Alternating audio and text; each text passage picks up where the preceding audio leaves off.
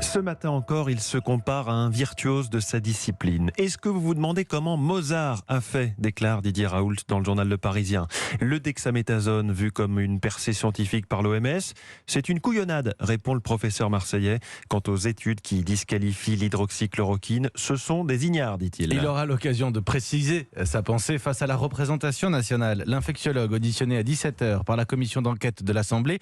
Logique, selon les députés que Claudia Bertram a interrogés. Il aurait été complètement anormal de ne pas auditionner le professeur Raoult qui a fait partie du paysage de cette crise sanitaire. Pour la députée LREM Brigitte Bourguignon, il faut que la commission qu'elle préside entende toutes les visions sur la gestion de la crise, même les plus polémiques. Le rôle du professeur marseillais pendant la crise justifie son audition, estime le socialiste et vice-président Boris Vallaud. Il y a eu des controverses sur l'efficacité ou pas de la chloroquine. Et donc il est important qu'on puisse comprendre les choses. Il ne s'agit pas de décerner de brevets aux uns et aux autres, de disqualifier ou qualifier tel ou tel. Le professeur Raoult sera aussi interrogé sur son retrait du conseil scientifique ou encore sur les tests. Certains affirment que le bilan de l'IHU de Marseille est meilleur que dans le reste du pays et le rapporteur LR, Éric Ciotti, veut comprendre pourquoi. Le manque de tests a été un des défauts majeurs de notre pays. Je serais attaché à lui demander comment il a réussi à tester beaucoup plus massivement, précocement, systématiquement. La commission veut entendre un maximum d'acteurs scientifiques et politique.